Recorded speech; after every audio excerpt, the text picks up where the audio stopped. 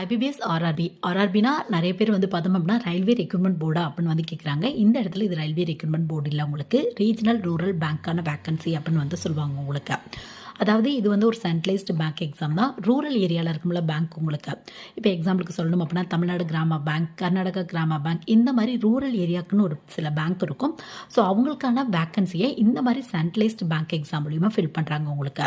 So IBPS டிபார்ட்மெண்ட்லேருந்து வந்து பார்த்தோம் அப்படின்னா ஆர்ஆர்பிக்குன்னு தனியாக எக்ஸாம்ஸ் வந்து கண்டக்ட் பண்ணுறாங்க. இதில் office assistant, officer scale 1, scale 2, scale 3 அந்த மாதிரி உங்கள் குவாலிஃபிகேஷனுக்கு தகுந்த மாதிரி வந்து நீங்கள் ட்ரை பண்ணிக்கலாம். காமனாக ஆஃபீஸ் அசிஸ்டண்ட்டுக்கும் ஆஃபீஸர் ஸ்கேல் 1க்கும் எனி டிகிரி முடிச்சவங்க ட்ரை பண்ணலாம். இதுவே ஆஃபீஸர் ஸ்கேல் 2 கீழே வந்து பார்த்தோம் அப்படின்னா ஐடி ஆஃபீஸர், அக்ரிகல்ச்சர் ஆஃபீஸர் இந்த மாதிரி வேகன்சி இருக்கும். ஸோ நீங்கள் என்ன டிகிரி முடிச்சிங்களோ அதுக்கு தகுந்த மாதிரி வந்து ட்ரை பண்ணலாம். பட் ஆஃபீஸர் ஸ்கேல் 2க்கும் சரி, ஆஃபீஸர் ஸ்கேல் 3க்கும் சரி கன்ஃபார்மாக ஒர்க் எக்ஸ்பீரியன்ஸ் வந்து கேட்பாங்க. இதை பற்றி இன்டெப்த்தாக நம்ம சேனலில் வீடியோ இருக்குது, வேணும் அப்படின்னா வந்து நீங்கள் செக் பண்ணி பார்த்துக்கோங்க.